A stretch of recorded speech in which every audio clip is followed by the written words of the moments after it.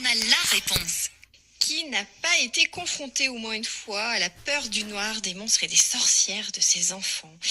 Marie Costa nous explique pourquoi et surtout à quel âge. Bonjour Marie. Bonjour Nelly. Alors, pourquoi nos enfants sont confrontés à ces peurs?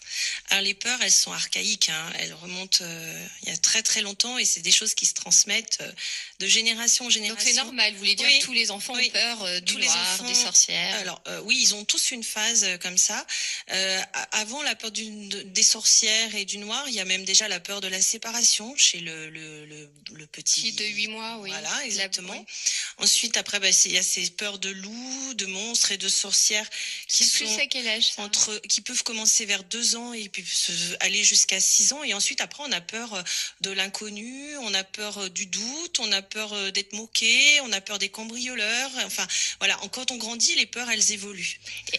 D'où ça vient ces peurs? Nos enfants qui sont souvent le soir et on ne sait pas ce qui s'est passé dans la journée. Oui, alors il y a des choses qui remontent. Alors c'est dans le cerveau archaïque que ça se place. Donc il y a des choses qui vont ressurgir et des moments vécus de stress dans la journée qui vont ressurgir et puis qui vont se transformer. Alors la peur du noir, ça peut être je vois une ombre, je vois quelque chose qui se déplace, j'entends un bruit, Oui. j'ai peur de la nuit. Donc il y a tout vraiment petit des de petites 2-3 choses. ans, Le cerveau, voilà, le cerveau va interpréter, imaginer et produire des et choses revivre qui sont pas dans le tout à sommeil. fait. D'accord. Comment on peut aider son enfant à surmonter ces peurs? Alors déjà, il faut pas les minimiser, c'est-à-dire qu'il faut pas dire mais non, Je laisse voilà. pleurer un bon coup le soir dans Voilà. sa chambre. Et puis ça de passe dire pas. mais non, ça n'existe pas, parce que lui dire ça va pas l'empêcher. Si, Voilà. il y a une sorcière dans ta Voilà. chambre.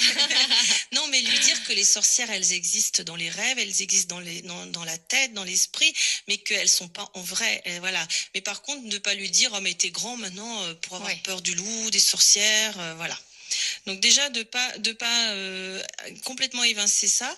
Ensuite la peur du noir par exemple, si on met une lumière c'est bien et en même temps ça prouve que finalement sa peur elle était réelle. Donc vous déconseillez, vous? moi je conseille plutôt une lampe de poche que l'enfant allume s'il a besoin de vérifier et qui réteint, donc qui gère lui-même sa peur. D'accord. Tandis que si vous mettez une veilleuse, finalement vous le confortez. Bah oui, t'as peur et t'as raison d'avoir peur.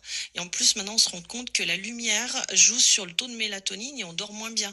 Donc, la petite veilleuse, si on trouve un système où l'enfant est lui-même responsable de sa peur, c'est bien. Vous savez, quand on parle de peur du noir, des monstres, on parle aussi en ce moment beaucoup de terreur nocturne.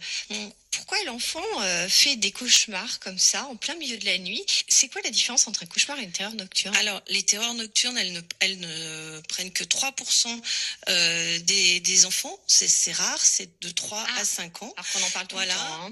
Donc, c'est la différence avec le cauchemar. Donc, il y a déjà beaucoup moins d'enfants. Et la terreur nocturne, en fait, l'enfant, il hurle pendant 20 minutes et il peut avoir les yeux ouverts, mais il n'est pas réveillé. Et le lendemain, il s'en rappelle pas. Donc, souvent, il faut pas le réveiller. Écoutez bien, faut pas réveiller un enfant qui fait une terreur nocturne. Il vaut mieux rester à côté. Si l'enfant accepte, on peut le toucher, on peut le rassurer, lui dire chut, chut, chut, mais le lendemain, il s'en rappellera pas. Que le cauchemar, l'enfant est réveillé, il peut vous raconter son cauchemar même tout de suite dans la nuit et le lendemain matin, il s'en rappelle. Donc du coup, le lendemain, on en discute avec lui. On en discute, on dessine son cauchemar, on fait une petite boulette, on le jette à la poubelle, on l'écrase parce que voilà. Ou alors, si c'est une peur de monstre ou de sorcière, on peut aussi réduire la taille du monstre à un petit pois et l'écrabouiller. Oui, c'est drôle ça. Ou alors mettre un spray vous recyclez une bouteille de spray avec de l'eau et de la lavande, vous vaporisez la chambre et ça fait un spray anti-sorcière. L'enfant, il aura en fait. dessiné son spray anti-sorcière et une étiquette dessus. Aussi, je crois. Oui, voilà. Top. Merci beaucoup, Merci Marie. beaucoup, Nelly. SOS Parents. SOS Parents.